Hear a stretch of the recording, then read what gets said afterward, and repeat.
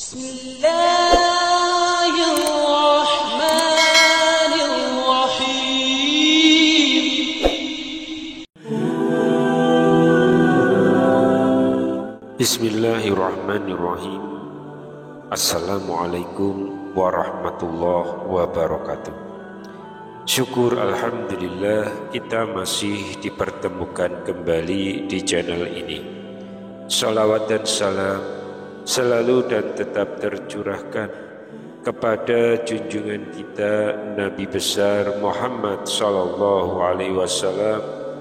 Allahumma sholli ala sayyidina Muhammad wa ala ali sayyidina Muhammad. Harapan dan doa saya semoga sahabatku semuanya selalu diberikan kesehatan, dilapangkan rezekinya, diampuni dosa-dosanya, dipanjangkan umurnya, dan semoga kita tidak mati kecuali mati dengan beriman dalam Islam. Dan sempatkanlah menuliskan salawat di kolom komentar, insya Allah akan menjadi bukti cinta kita kepada Rasulullah Muhammad sallallahu alaihi wasallam. Semoga kita semua mendapatkan syafaat beliau di akhirat kelak. Amin ya rabbal alamin. Sahabat beriman yang dirahmati Allah, bayangkan seandainya hari ini adalah hari terakhir kita hidup di dunia. Adakah sholat terakhir kita sudah khusyuk? Adakah rukuk dan sujud kita sudah cukup untuk membela kita di hadapan Allah?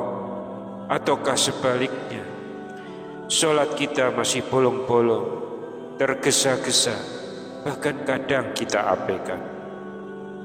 Padahal sholat bukan sekedar ibadah. Sholat adalah tiang agama. Sholat adalah amalan pertama yang akan dihisab di hari kiamat.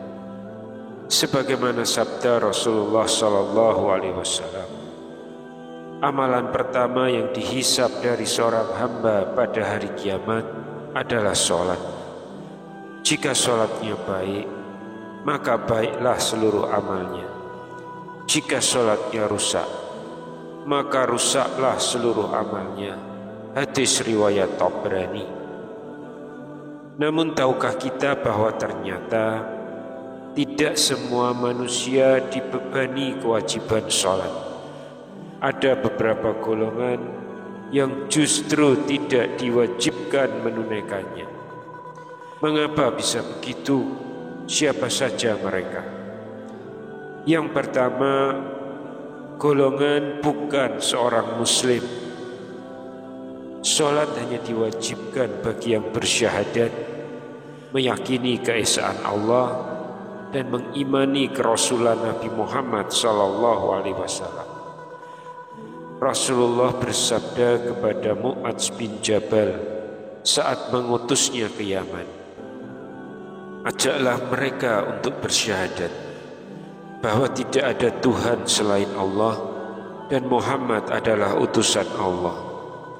Jika mereka menaatinya, maka ajarkan bahwa Allah mewajibkan mereka untuk sholat 5 waktu dalam sehari semalam. Hadis riwayat Bukhari. Jadi bagi orang non-muslim, sholat tidaklah wajib, karena iman adalah dasar bagi seluruh ibadah. Namun jika mereka masuk Islam, maka saat itu juga sholat menjadi kewajiban. Lalu yang kedua adalah golongan yang belum baligh.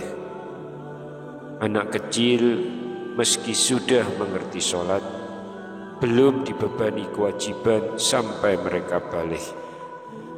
Namun Islam tak membiarkan masa kecil mereka kosong dari pendidikan sholat. Rasulullah bersabda, perintahkan anak-anak kalian sholat saat usia mereka 7 tahun. Dan jika mereka enggan di usia 10 tahun, maka pukullah mereka dengan cara mendidik. Hadis riwayat Abu Dawud. penting untuk diingat. Memukul bukan untuk menyakiti, tapi sebagai bentuk tanggung jawab orang tua agar kelak anak tidak meninggalkan sholat ketika balik. Karena saat balik, catatan amal mulai dibuka. Lalu yang ketiga, golongan yang tidak berakal. Dalam Islam, akal adalah kunci taklif atau pembebanan hukum. Maka orang gila, orang yang sedang pingsan lama, pikun, atau kehilangan ingatan, tidak dibebani kewajiban sholat. Rasulullah bersabda, dimaafkan dosa dari 3 orang: orang yang tidur hingga bangun, anak kecil hingga balik, dan orang gila hingga sembuh kembali. Hadis riwayat Abu Dawud. Namun jika mereka sembuh dan akalnya pulih, maka kewajiban kembali berlaku. Yang keempat, golongan wanita yang sedang haid atau nifas. Ini adalah bentuk rahmat Allah kepada hambanya. Dalam masa ini, wanita diberikan keringanan syariat, termasuk gugurnya kewajiban sholat. Allah berfirman dalam Quran surat Al-Baqarah ayat 222. Mereka bertanya kepadamu tentang haid. Katakanlah, itu adalah suatu kotoran. Maka jauhilah wanita pada waktu haid. Imam Syafi'i dalam kitabnya Al-Um dan Al-Fiqh Al-Islami menjelaskan bahwa wanita haid, meskipun berakal dan baligh, tidak wajib sholat dan tidak wajib mengqadhonya.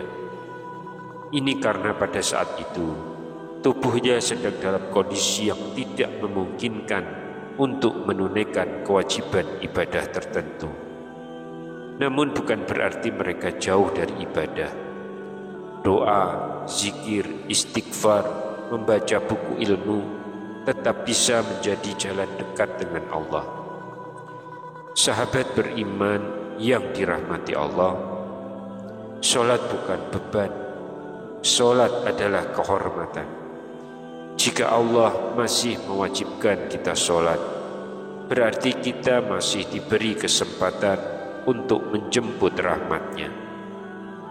Lalu bagaimana jika kita masih meninggalkan sholat, padahal kita muslim, baligh, berakal, dan suci? Tidakkah itu berarti kita sedang menyia-nyiakan kehormatan terbesar sebagai hamba Allah? Mari, mumpung nyawa masih di badan, mari jaga sholat kita.